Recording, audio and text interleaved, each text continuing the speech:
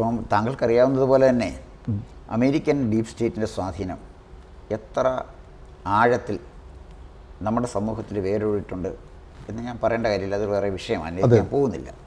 പക്ഷെ ഇവിടെ പ്രോബ്ലം എന്താണെന്ന് ചോദിച്ചാൽ ഇന്നത്തെ ഇന്ത്യ നേരിടുന്ന ഏറ്റവും വലിയ പ്രശ്നം, ഇപ്പോൾ ഉദാഹരണത്തിന് ചൈനയിലെത്തിയ നരേന്ദ്രമോദിയെ വധിക്കാൻ അമേരിക്ക പ്ലാൻ തയ്യാറാക്കിയിരുന്നുവെന്നും വ്ളാഡിമിർ പുടിൻ അദ്ദേഹത്തിൻ്റെ കാറിൽ കയറ്റി മോദിയെ രക്ഷിച്ചു എന്നാണ് നമ്മൾ കിട്ടുന്ന ഒരു റിപ്പോർട്ട്.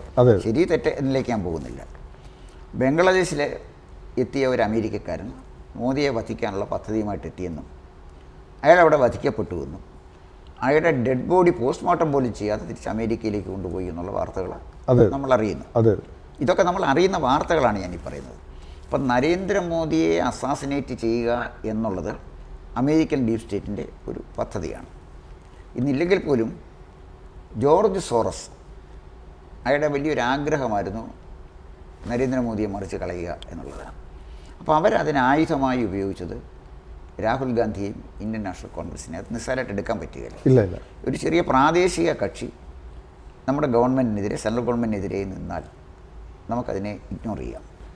പക്ഷേ ഇന്ത്യൻ പാർലമെൻറ്റിലെ പ്രതിപക്ഷ നേതാവും ഇന്ത്യൻ നാഷണൽ കോൺഗ്രസ് എന്ന് പറയുന്ന ദേശീയമായി സ്വാധീനമുള്ള ഒരു പൊളിറ്റിക്കൽ പാർട്ടിയെ നിയന്ത്രിക്കുന്ന ഒരാളും, അങ്ങനെ ഒരു സംവിധാനത്തിൽ ഒരു anti Indian opposition leader, anti Indian opposition, അത് ഞാൻ അടിവരയിട്ടുകയാണ്, ഇന്ത്യൻ ഒപ്പോസിഷൻ ലീഡർ എന്നുള്ള ആൻറ്റി ഇന്ത്യൻ ഒപ്പോസിഷൻ ലീഡർ നമ്മുടെ പാർലമെൻറ്റിലുള്ളപ്പോൾ നമ്മുടെ രാജ്യം സുരക്ഷിതമാണ് എന്ന് താങ്കൾ കരുതുന്നുണ്ടോ?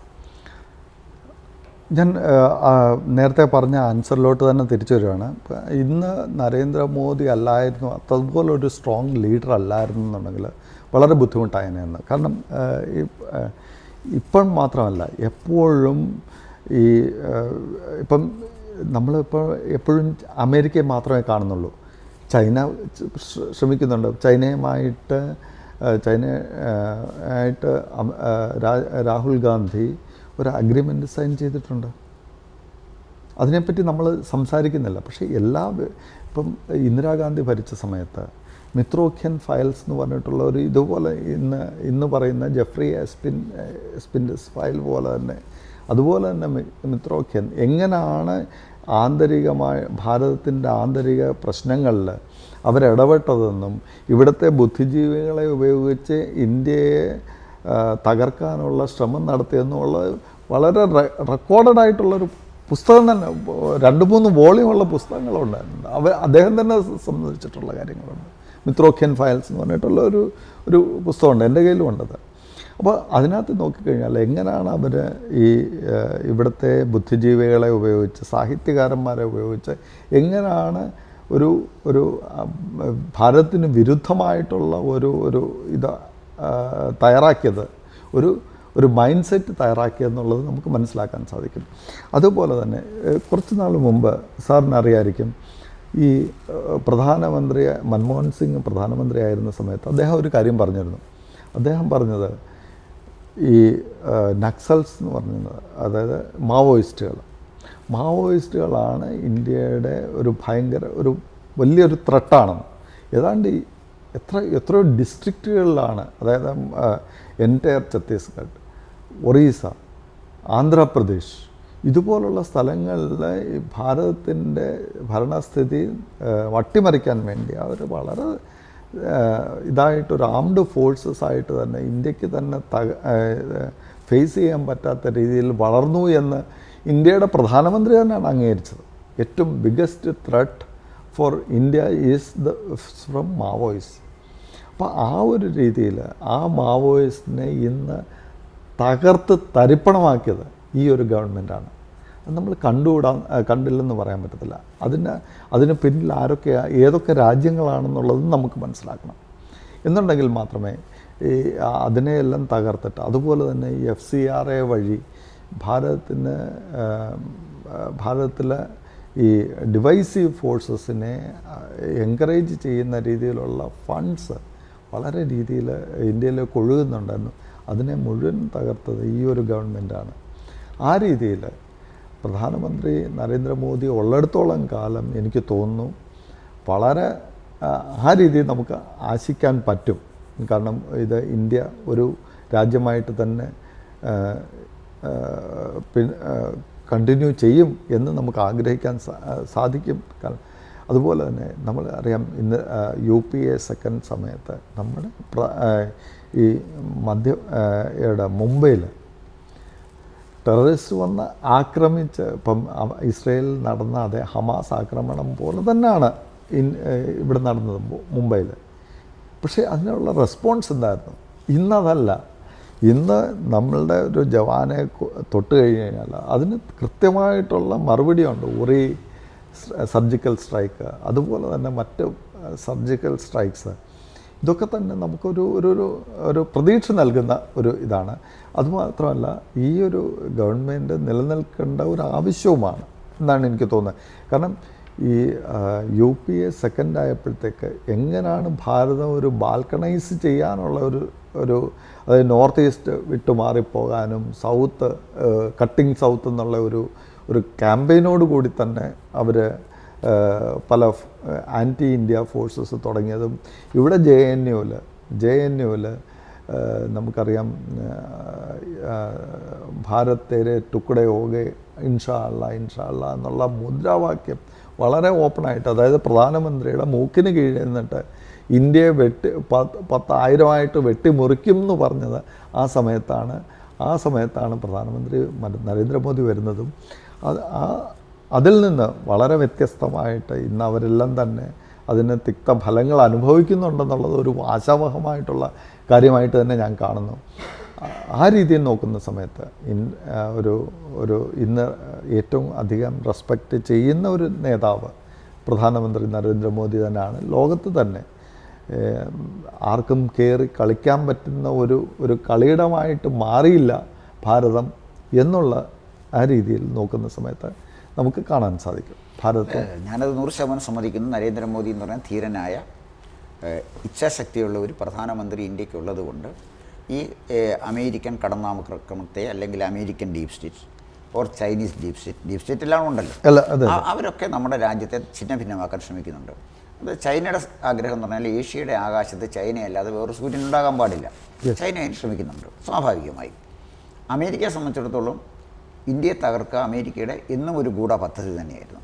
എന്നും അമേരിക്കയ്ക്ക് അതുണ്ട്. പിന്നെ വേറെ ഒരുപാട് പാശ്ചാത്യ രാജ്യങ്ങളുണ്ട്, അതിലേക്ക് ഞാൻ പോകുന്നില്ല. പക്ഷെ നമ്മുടെ രാജ്യത്തേക്ക് കടന്നു വരാം. നരേന്ദ്രമോദി എന്ന് പറയുന്ന ഒരൊറ്റ നേതാവിനെ മാത്രം ഫോക്കസ് ചെയ്താണ് നമ്മളിപ്പോൾ നിൽക്കുന്നത്. അതായത് അദ്ദേഹം ദുർബലനായാൽ ഇന്ത്യ ദുർബലമാകും. അത് നിസ്സാര കാര്യമല്ല. പക്ഷെ ഇവിടെ ഒരു സിസ്റ്റമുണ്ട്. നമ്മുടെ ഡെമോക്രസി എന്ന് പറയുന്നത്, ഈ ഡെമോക്രസി നിൽക്കുന്നത് ഇന്ത്യൻ ജുഡീഷ്യറി, ലെജിസ്ലേച്ചർ, എക്സിക്യൂട്ടീവ്, ഇതാണല്ലോ നിൽക്കുന്നത്. അതെ. ഈ സിസ്റ്റം എങ്ങനെ പോകുന്നു എന്ന് ആലോചിക്കണം. അർബൻ നക്സലുകൾ നമ്മുടെ ജുഡീഷ്യറിയിൽ കടന്നുകൂടിയിട്ടുണ്ടെന്നുള്ളത് നിഷേധിക്കാൻ പറ്റാവുന്ന ഒരു വസ്തുതയല്ല. ഇപ്പോൾ ജുഡീഷ്യറിക്ക് ചില പ്രത്യേക അധികാരങ്ങളുണ്ട്. കോടതിക്കെതിരെ പറഞ്ഞാൽ നമുക്ക് കണ്ടംപ്റ്റ് ഓഫ് കോർട്ട്, ജഡ്ജിക്കെതിരെ പറഞ്ഞാൽ ഉണ്ട്, നമ്മളെ ജയിലിൽ അടയ്ക്കാം. പക്ഷേ ജുഡീഷ്യറി ബഹുമാനം ആർജിക്കേണ്ടത് കണ്ടംപ്റ്റ് ഓഫ് കോർട്ട് എന്ന് പറഞ്ഞൊരു നിയമത്തിൻ്റെ അടിസ്ഥാനത്തിലല്ല. വിധിന്യായങ്ങളിലൂടെ ജനാധിപത്യത്തെ തിരുത്തുന്ന, ജനാധിപത്യത്തെ ഉദാത്തമാക്കുന്ന ഒരു ഫോഴ്സായിട്ട് വേണം ജുഡീഷ്യറി നിൽക്കാൻ. ജുഡീഷ്യറിയെ സർഗാത്മകമാക്കുന്നത് വിധിന്യായങ്ങളാണ്. അല്ല, ഒരു ജഡ്ജിയെ നമ്മൾ അറിയുന്നത് വിധിന്യായത്തിലൂടെയാണ്. എഗ്രി ചെയ്യുന്നുണ്ടല്ലോ, താങ്കളൊരു അഭിഭാഷകനും കൂടെ എഗ്രി ചെയ്യുന്നുണ്ടല്ലോ.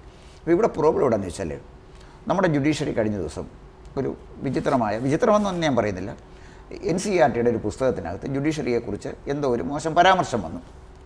അതിനെതിരെ ജുഡീഷ്യറി പൊട്ടിത്തെറിച്ചു. പല തലകളും ഉരുളും എന്ന് പറഞ്ഞു. ഇത് ചീഫ് ജസ്റ്റിസ് പറയുന്ന കാര്യമാണ്. ഇത് ഒരു പൊതുസമൂഹത്തിലാണ്, ജനാധിപത്യം നിൽക്കുന്ന ഒരു രാജ്യമാണിതൊക്കെ.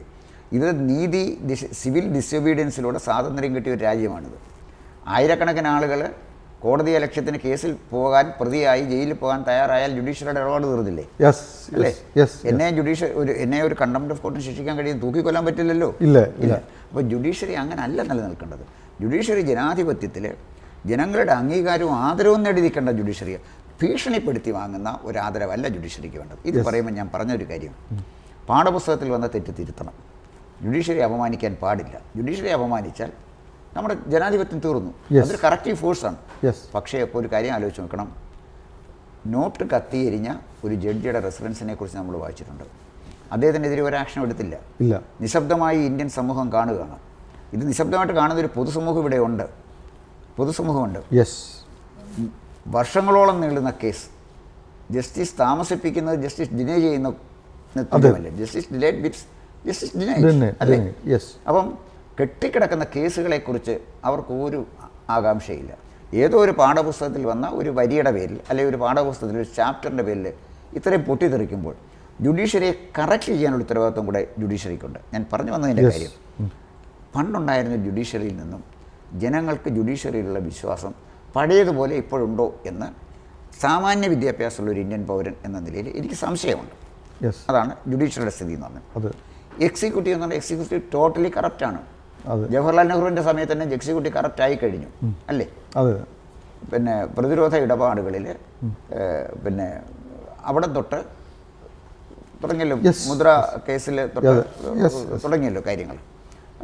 പ്രധാനമന്ത്രിയുടെ ക്യാബിനറ്റ് തന്നെ കറപ്റ്റായിരുന്നു. ഇന്ത്യൻ പ്രധാനമന്ത്രി, പ്രഥമ പ്രധാനമന്ത്രി നെഹ്റുവിൻ്റെ ക്യാബിനറ്റ് തന്നെ കറപ്റ്റായിരുന്നു. അതാണ് എക്സിക്യൂട്ടീവിൻ്റെ ഒരു സ്ഥിതി.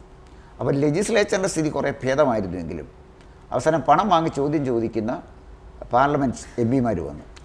അല്ലേ? ചോദ്യം ചോദിക്കുന്നതിന് പണം വാങ്ങുന്ന പാർലമെൻറ്റ് എം പിമാർ വന്നു. അപ്പോൾ ഇതെന്ന് പറഞ്ഞാൽ ടോട്ടലി ഒരു കറപ്റ്റ് സിസ്റ്റമായിട്ട് നമ്മുടെ ജനാധിപത്യം മാറി. നമ്മുടെ ജനാധിപത്യത്തിൽ പൊതുസമൂഹത്തിന് പ്രതീക്ഷിക്കാൻ ഒന്നുമില്ലാതായി. ജുഡീഷ്യറി ഇല്ല, ലെജിസ്ലേച്ചറില്ല, എക്സിക്യൂട്ടീവ് ഇല്ല. അപ്പോൾ എക്സിക്യൂട്ടീവിനെയും ലെജിസ്ലേച്ചറിനെയും നമുക്ക് വിമർശിക്കാം, ധൈര്യമായിട്ട് വിമർശിക്കാം. ജുഡീഷ്യറി വിമർശിച്ചാൽ നമ്മളെ പിടിച്ച് ജയിലിടുമെന്നാണ് പറയുന്നത്. ആയിക്കോട്ടെ, ജയിലിലിട്ടോട്ടെ, അതിനൊന്നും എനിക്ക് അഭിപ്രായ വ്യത്യാസമില്ല. പക്ഷേ അങ്ങനെ ഭീഷണിപ്പെടുത്തി എത്ര കാലം പോകാൻ പറ്റും? ഇവിടെ ഞാൻ പറഞ്ഞത് ഈ ടോട്ടൽ സിസ്റ്റത്തിൻ്റെ ഫെയിലിയർ നമ്മുടെ ജനാധിപത്യത്തെ പ്രതികൂലമായി ബാധിക്കുമ്പോൾ അമേരിക്കൻ ഡീപ് സ്റ്റേറ്റ് പോലുള്ള ഇന്ത്യയെ തകർക്കാൻ നിൽക്കുന്ന ശക്തികൾക്ക് ഇവിടെ കടന്നു വരാനും നമ്മുടെ രാജ്യത്തെ തകർക്കാനും ശ്രമിക്കുമ്പോൾ നരേന്ദ്രമോദി എന്ന് പറയുന്ന ഒരു ഒറ്റയാൾ പട്ടാളത്തിന് നമ്മുടെ രാജ്യത്തെ പ്രതിരോധിക്കാൻ കഴിയും. What is your comment? ഒരു കാര്യം വാസ്തവമാണ്. ഇന്ന് പണ്ട് പ്രധാനമന്ത്രി രാജീവ് ഗാന്ധി പറഞ്ഞ ഒരു കാര്യമുണ്ട്. അതായത് 1 രൂപ നമ്മൾ ചിലവാക്കുന്ന ഉടനെ 15 പൈസയെ പാർട്ടിയുടെ കയ്യിൽ എത്തത്തുള്ളൂ. അതായത് ഈ എൻഡ് ആളുടെ അടുത്ത് എത്തുന്നുള്ളൂ. അപ്പം ഒരു ഗവൺമെൻറ് 1 രൂപ ചിലവാക്കുന്ന സമയത്ത് 15 രൂപ മാത്രമേ അതിൻ്റെ ഉപഭോക്താവിന് കിട്ടുന്നുള്ളൂ എന്നുള്ളതാണല്ലോ പറഞ്ഞത്. പക്ഷേ ഇന്ന് ഏതാണ്ട് 100% അയാളുടെ അക്കൗണ്ടിലോട്ട് പോകുന്നു. പല രീതിയിൽ പല കാര്യങ്ങളിൽ എന്ത് പറഞ്ഞു കഴിഞ്ഞാലും ഈ ഗവൺമെൻറ് വന്നതിന് ശേഷം ഇന്ന് ഒരു മേജർ കറപ്ഷൻ ചാർജസ് ആ ഗവൺമെൻറ്റിനെതിരെ പറയാൻ പറ്റത്തില്ല നമുക്ക്. What ever you may like Narendra Modi or not, but one thing is correct, implementation ലെവലിൽ അവർ വളരെ നല്ല മുമ്പോട്ട് പോയിട്ടുണ്ട്. ശരി, കറപ്ഷൻ ഇതിനകത്ത് പലയിടത്തും ഉണ്ടായിരിക്കും. പക്ഷേ നമ്മൾ ഗവൺമെൻറ് തലത്തിൽ നോക്കിക്കഴിഞ്ഞാൽ ഇന്ന് ഒരു കറപ്ഷൻ, കാരണം ആ ഒരു ഗവൺമെൻറ്റിൻ്റെ അതുമായിട്ട് പല രീതിയിൽ ബന്ധപ്പെടാനുള്ള ഒരു അവസരം ഉള്ളതുകൊണ്ട് എനിക്ക് പറയാൻ സാധിക്കും, 100% കോൺഫിഡൻസോടുകൂടി പറയാൻ സാധിക്കും, ഇന്ന് കറപ്ഷൻ ആ രീതിയിൽ ഇല്ല. പക്ഷേ ചില ഓഫീസർമാരും ഒക്കെ കറപ്റ്റായിരിക്കും, അതൊക്കെ കാര്യം ശരിയാണ്. പക്ഷേ മേജർ ഡിസിഷൻസ് അതിനകത്തിലൊന്നും തന്നെ യാതൊരു കറപ്ഷനും അത് ആ രീതിയിലൊരു കറക്റ്റീവ് ഫോഴ്സായിട്ട് ഈ ഗവൺമെൻറ് മാറിയിട്ടുണ്ടെന്നുള്ള കാര്യം വളരെ സത്യമാണ്. കൂടുതൽ വാർത്തകളും വിശേഷങ്ങളും നേരിട്ട് ലഭിക്കാൻ ജനങ്ങളിൽ നിന്ന് ജനങ്ങളിലേക്ക് ജനഭൂമി ന്യൂസ് സബ്സ്ക്രൈബ് ചെയ്യൂ. ബെൽ ബട്ടൺ അമർത്താനും മറക്കരുത്.